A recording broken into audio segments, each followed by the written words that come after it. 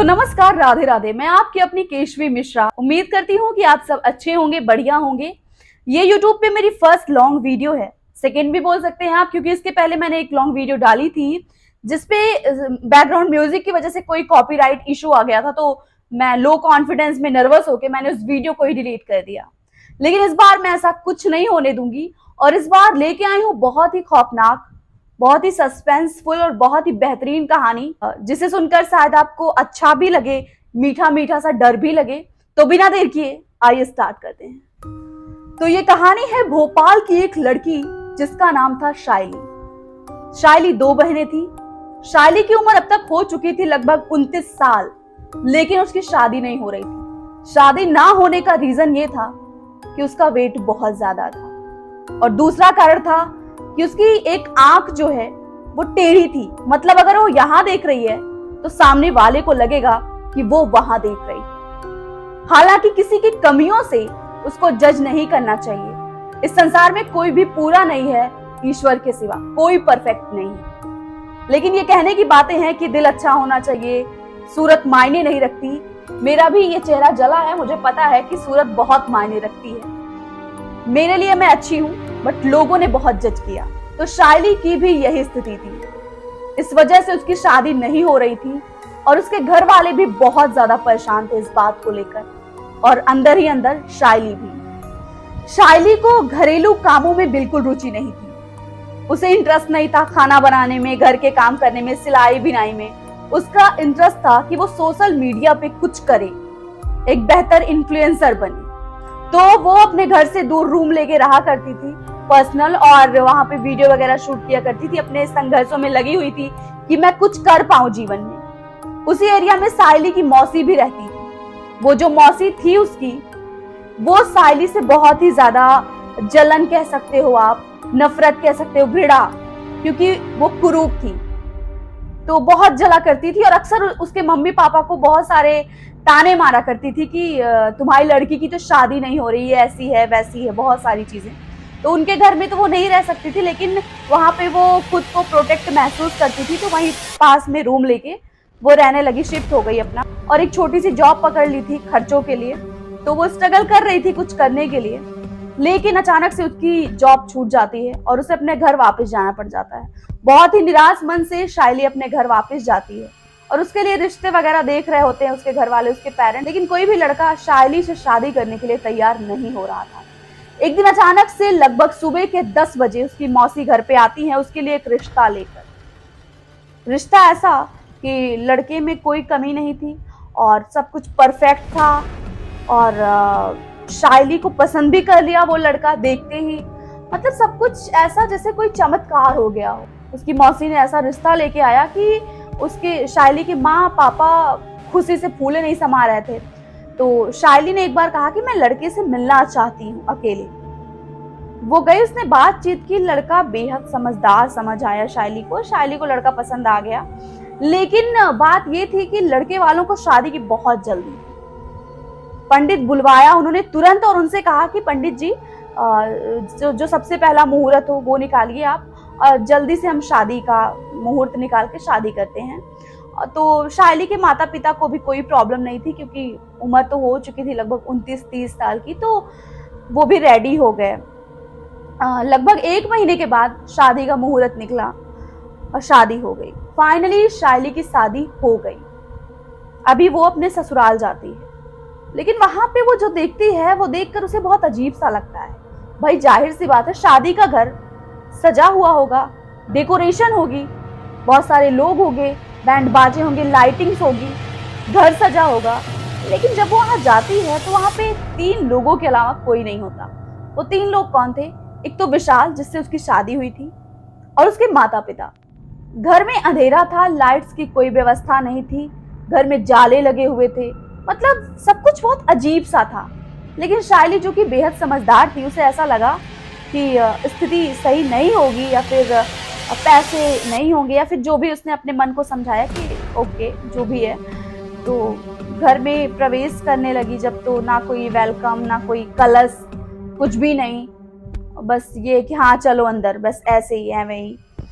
तो वो अंदर जाती है। शायली घबराती तो बहुत है इस कंडीशन को देखकर, लेकिन वो ऐसी स्थिति से गुजरी थी कि वो अपने घर पे फोन करके ये भी नहीं बोल सकती थी कि यहाँ पे ये कंडीशन है या मैं परेशान हूँ।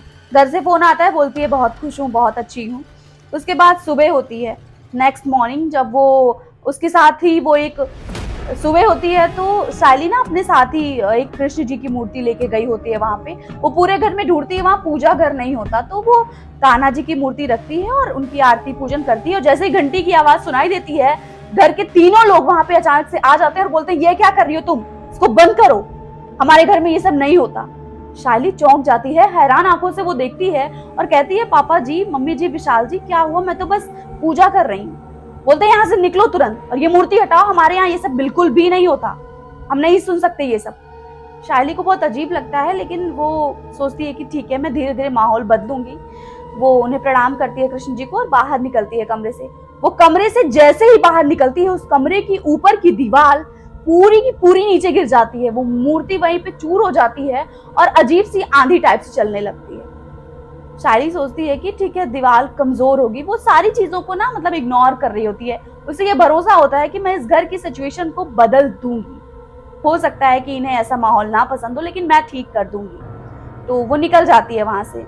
अब शाम होती है, शायली कहती है कि मम्मी जी, हमें मंदिर चलना चाहिए, दर्शन करके आना चाहिए। मंदिर का नाम लेते ही तो वो सब फिर से भड़क जाते हैं उसके ऊपर, कहते हैं तुझे जाना है तो तू जा, हम मंदिर नहीं जाएंगे तेरे साथ। शायली कहती है ठीक है, वो अकेले मंदिर चली जाती है।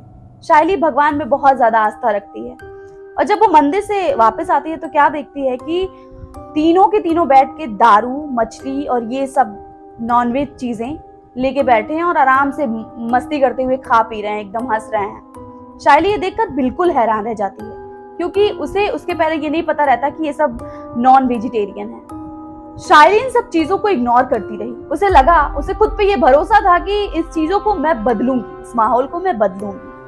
इस रात विशाल एक अलग ही मूड में, नशे में शायली के कमरे में जाता है और उसे छूने का प्रयास करता है। शायली भी थोड़ा सा शर्माती है, ब्लश करती है, थोड़ा सा मुस्कुराती है और जब गले लगती है तो उसे ऐसा लगता है कि मेरे पीछे कोई और है, उसे नाखून टाइप से चुभते। लेकिन जब सामने देखती तो विशाल रहता। जितनी बार विशाल उसे गले लगाता उसे ऐसा लगता कि पीछे तो कोई और है, लेकिन सामने देखती तो विशाल ही रहता।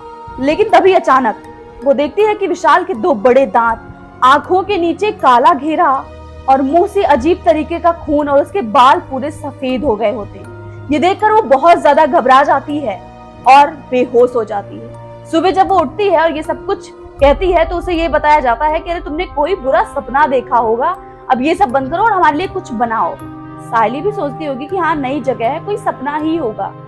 अब शायली नहा धो के जब सूर्य देव को जल देने जाती है अपनी बालकनी में तो वो देखती है कि उसका ससुर सामने वाली बिल्डिंग, जो कि बिल्कुल खंडहर होती है, उसको देख देखकर बहुत जोर जोर से अजीब तरीके से हंस रहा है। शायली ये देखकर थोड़ा सा अजीब महसूस करती है। वो दौड़ी दौड़ी अपनी सासू माँ के पास जाती है ये बताने। तभी वो देखती है कि सबसे अंधेरे वाले स्टोर रूम में उसकी सासू माँ सफेद साड़ी में अपने बालों को खोलकर खड़ी हुई है।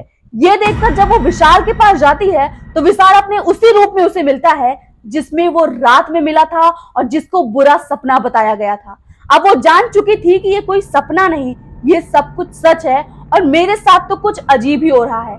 शायली की हालत क्या हुई होगी ये आप बिल्कुल कल्पना कर सकते हैं। 3 तरीके के लोग 3 कमरे में, 3 अलग अलग भयावह रूपों में, और शायली उस खंडहर से घर में अकेली इधर उधर भागती हुई बचने की कोशिश करती हुई। वो जिस दरवाजे से भागने की कोशिश करती वो दरवाजा अपने आप बंद हो जाता, खिड़कियां अपने आप बंद हो जाती। लगातार वो कोशिश करती रही, लेकिन एक बार एक खिड़की को तोड़ फोड़ के वो किसी तरीके से आगे निकलती है। हालांकि उसके घर के आसपास तो कोई घर होता ही नहीं जिसमें जाके वो मदद मांग सके, लेकिन कम से कम 500 मीटर, आधा किलोमीटर दौड़ने के बाद एक घर मिलता है उसे, जिसके घर में वो घुस जाती है और जोर जोर से रोने लगती है। तभी वहां के लोग पूछते हैं कि बेटा क्या हुआ, कौन हो तुम?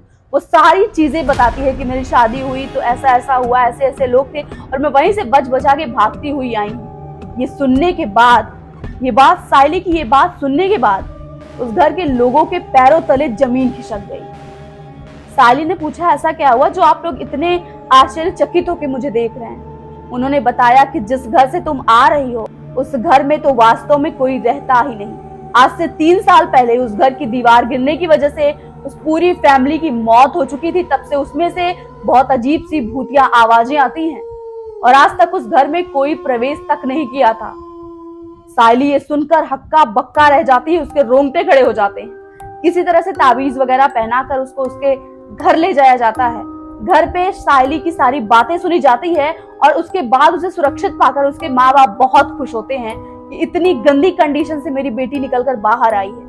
उसकी मौसी, जिसने बिना जाने बस शादी तय करवा दी, उसको बहुत डांटा जाता है, बहुत उल्टी सीधी बातें बोली जाती है। गाइस हो गई यहाँ से प्रॉब्लम, माइक ऑफ हो गया था और मुझे पता ही नहीं चला। फ़िलहाल इसमें मैंने सिर्फ यही बोला है कि इस कहानी से ये सीख मिलती है कि कभी भी अपने बच्चों की कमियों को ही नहीं देखना चाहिए सिर्फ, या शादी जैसे फैसले जल्दबाजी में नहीं लेने चाहिए। तो सबसे बड़ी सीख मिली इस कहानी से, और ये कहानी नहीं, ये हकीकत है। और ये खौफनाक कहानी सुन के आपको कैसा लगा कमेंट में इतना बता के ज़रूर जाएं।